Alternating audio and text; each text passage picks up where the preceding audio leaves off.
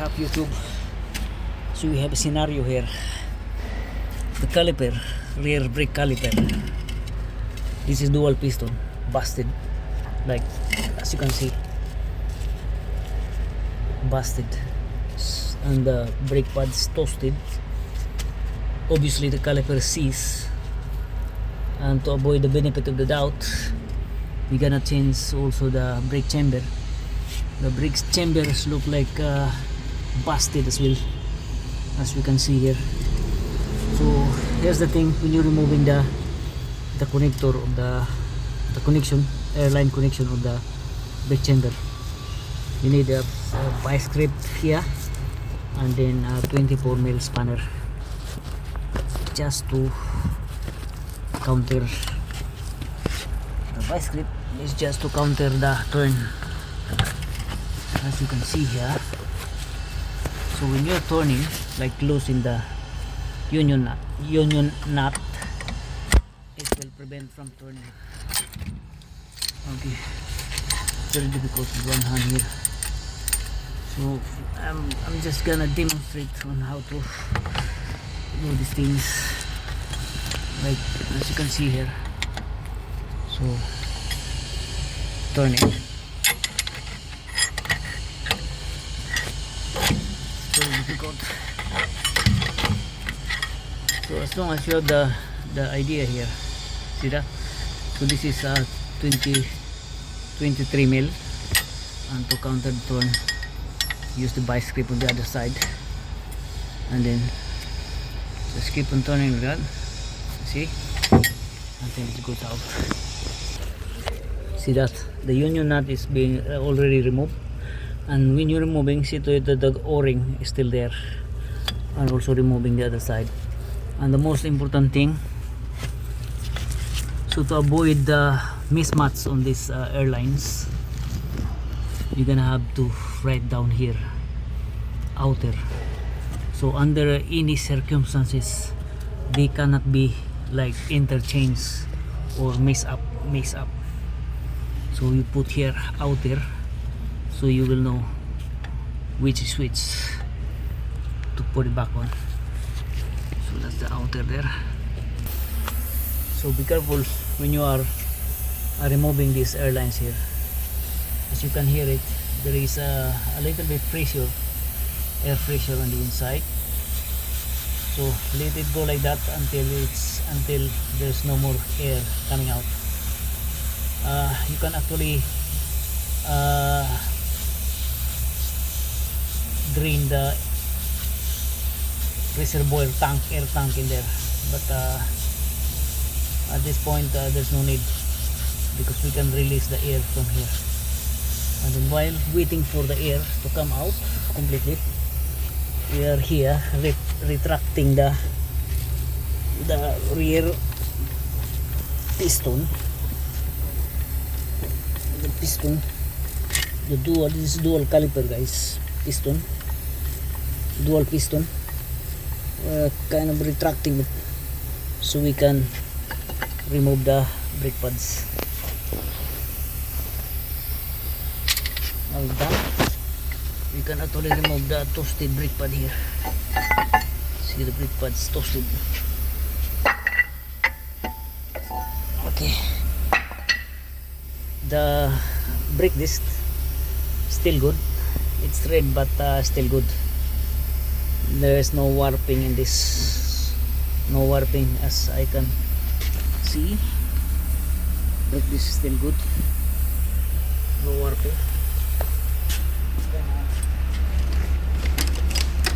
Make sure the brake disc actually, so gonna measure it. Go this way, go this way. So the brake disc is, this look like new. So this is just like, it's 41, as you can see.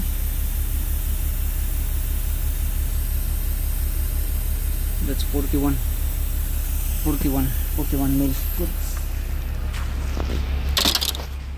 So guys, so this is torque bolts. This is 24 torques, and then just a little bit tips or advice when you're removing the torque bolts or bolt or whatever you're removing. Do first the hardest one, like the inside here is on the hardest position, and once you get done the hardest, then you moving out like the east simple one, like the outer part that was being exposed, no? So we go first the hardest position of the torque bolt, which is inside here, the inside first. So by that, doing that, if you can remove the hardest one here, then that will very simple to remove from the outside, because these torque bolts here are already exposed, so that's good. And another thing that I observe here, see this one here, see this rubber here, before you putting in, like this has to be removed, because there might be chances that this will ruin the operation on the inside. So this has to be removed. This is like a sealed before putting, so the dust will not enter. But when you about to put it in, you have to remove these things, because there is this might be the reason that this will disturb the operation here. It wasn't removed, so I don't know, but this is only a rubber thingy, but just to make sure, you have to remove this thing. This is only like sealed round thing here, have to remove, so the lever will sits in properly here. Okay, but this one's not being removed, it has to remove first. Okay, so there's no more air pressure now. We're gonna continue remove this union nut in here on the airline.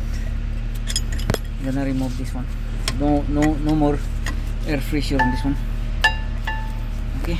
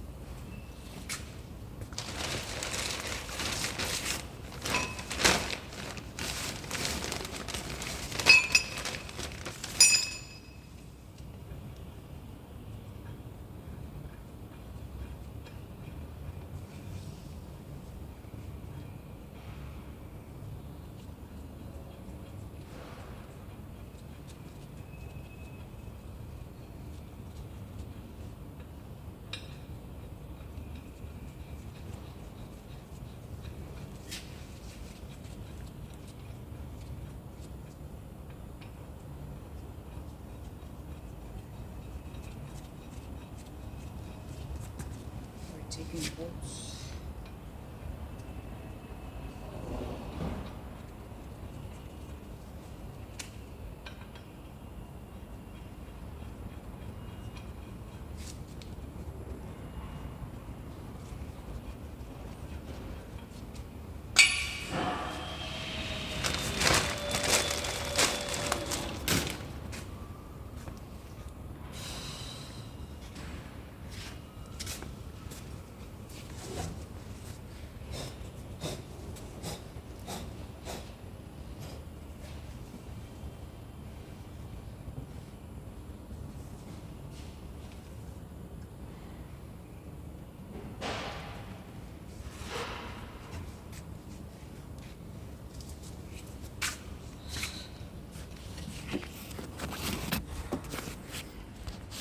There is another huge problem on this one.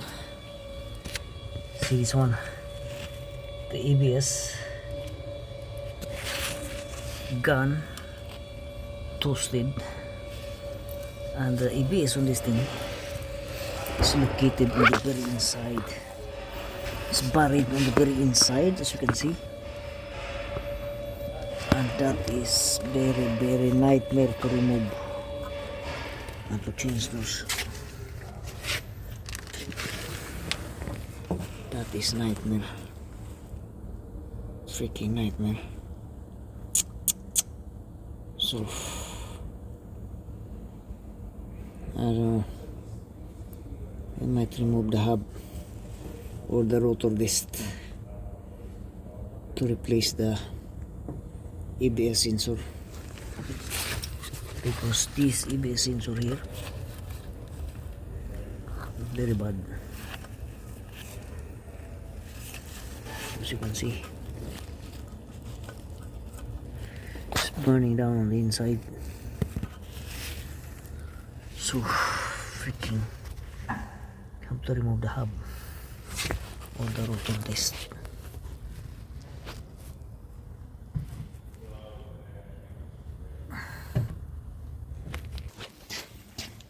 So we're gonna proceed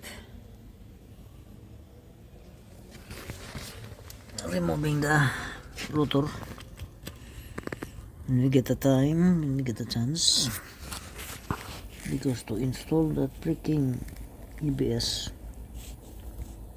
it's very hard. Pull it out in there. Okay, so obviously we're gonna remove the rotor disc to install ABS sensor.